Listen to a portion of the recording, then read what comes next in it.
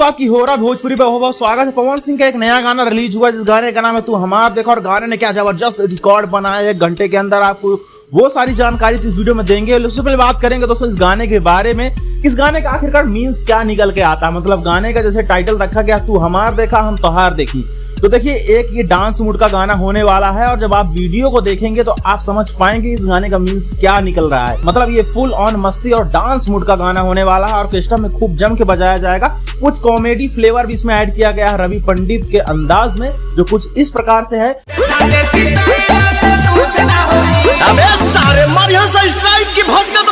दोस्तों गाना बहुत बेहतरीन है और गाने को रिलीज भी कर दिया गया है वायरल भोजपुरी चैनल के द्वारा।